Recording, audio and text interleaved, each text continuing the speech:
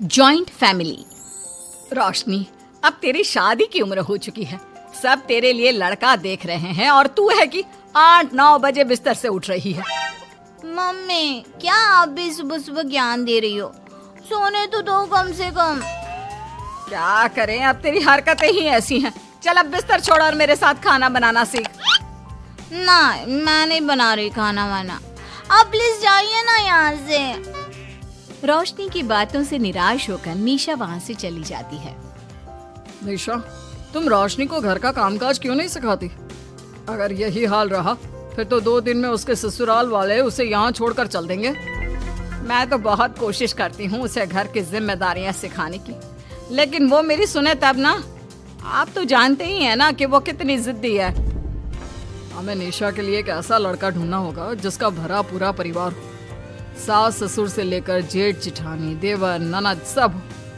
यहाँ ना सही, लेकिन शादी के बाद उसे वहाँ अपनी जिम्मेदारियों का एहसास जरूर होगा।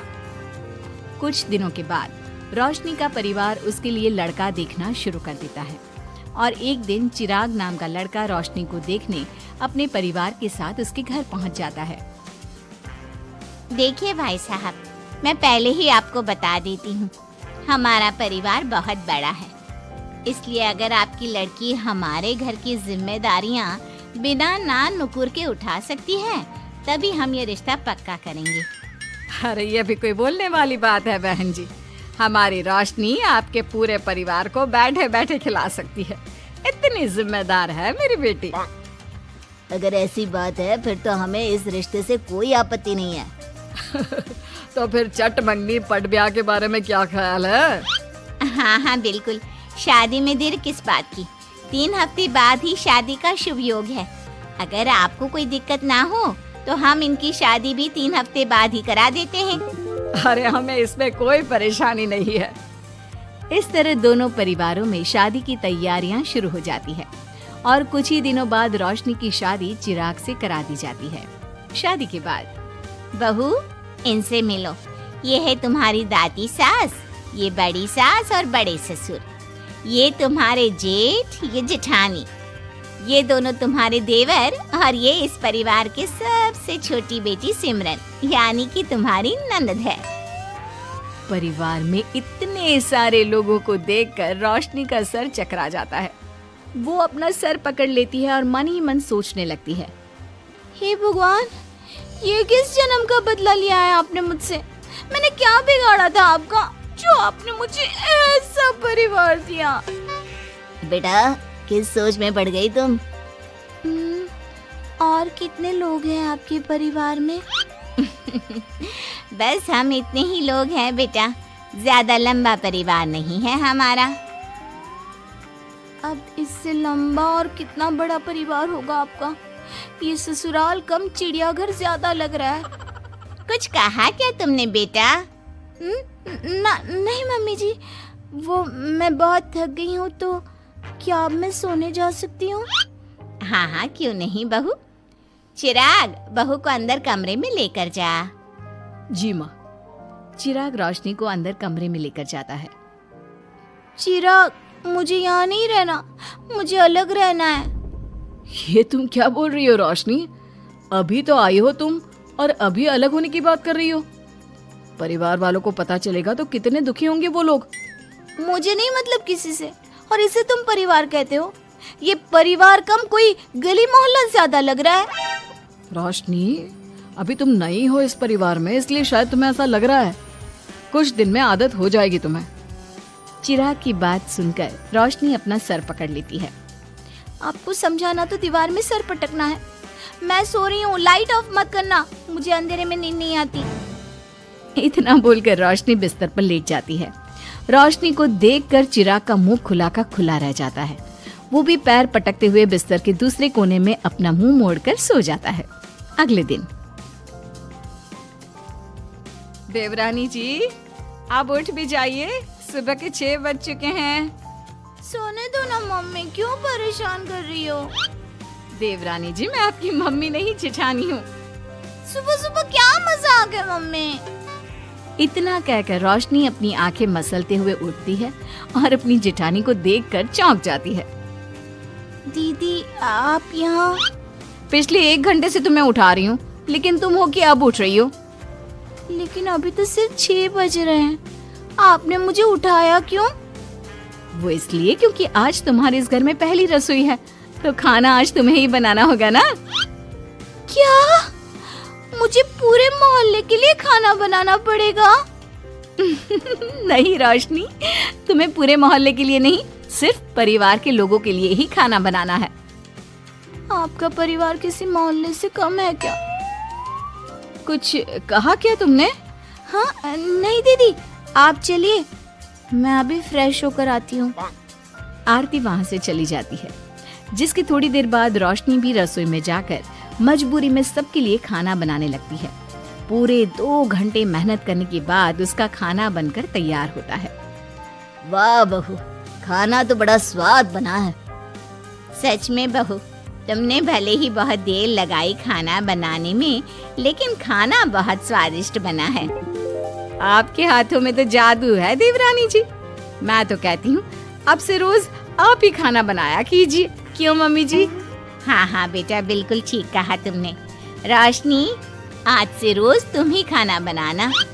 ये सुनकर रोशनी चौंक जाती है। खाना खाने के बाद सभी लोग रोशनी को शगुन का नेक देते हैं और फिर अपने अपने रूम में चले जाते हैं। क्या यार रोशनी, इतना टेस्टी खाना बनाना जरूरी था क्या? अब फंस गई ना तू। ये सब माँ पापा की वजह से हो रहा है, उनके कारण मुझे ये सब झेलना पड़ रहा है। रोशनी गुस्से में अपने रूम में जाती है और अपनी माँ को फोन मिलाती है।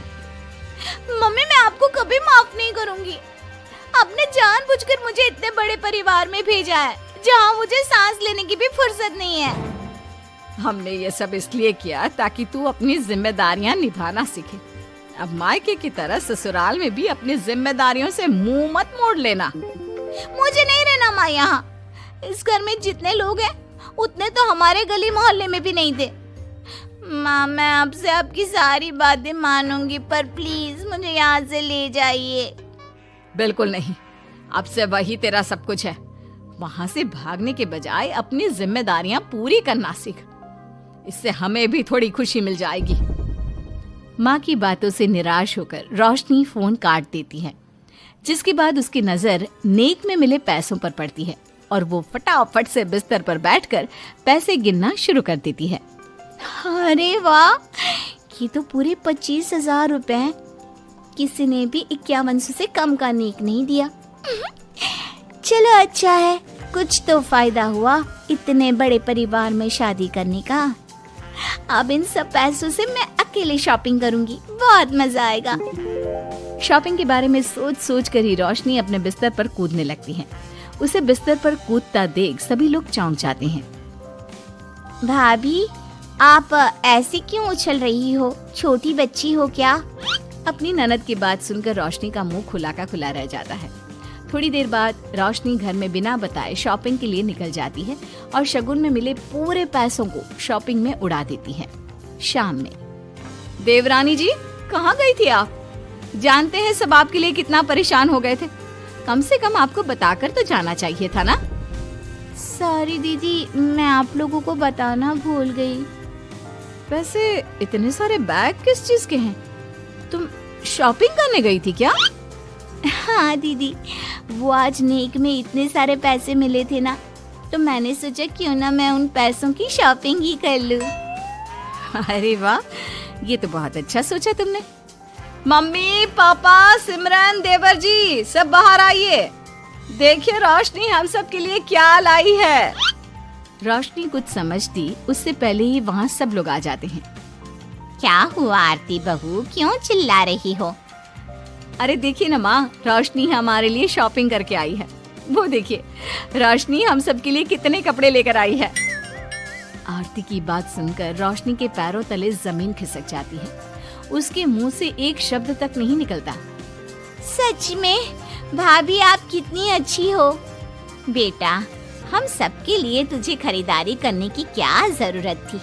अभी तेरी नई नई शादी हुई है, तुझे अपने लिए लेना चाहिए था ना। एक काम कर, ये सारे कपड़े तू ही रख ले, किसी को कुछ देने की जरूरत नहीं है। चलो, कोई तो समझदार है इस घर में। वाओ भाभी, कितनी सुंदर ड्रेस है। ये शॉर्ट ड्रेस मुझे पता है आप मेरे लिए ही लाए होंगे, है ना? इसे मैं रख लेती हूँ।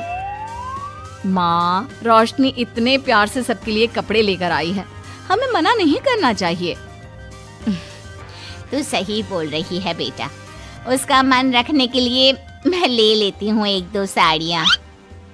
रोशनी झूठी मुस्कान लिए खड़े होकर सब देखती रहती है। देखते ही देखते उसके लाए सारे कपड़े घर वाले आपस में बांट लेते हैं और अब सिर्फ एक रुमाल को छोड़कर उसके पास कुछ नहीं बचता।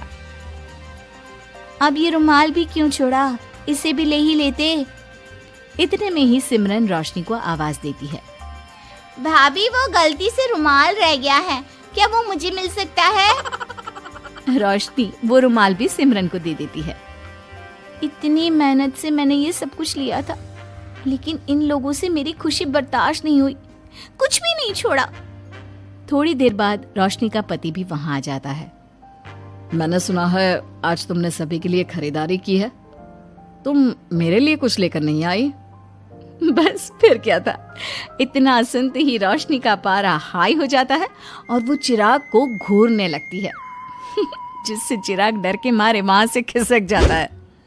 हाय रे, फूटी किस्मत मेरी, जो ये जॉइंट फैमिली मेरे मत्थे चढ़ी।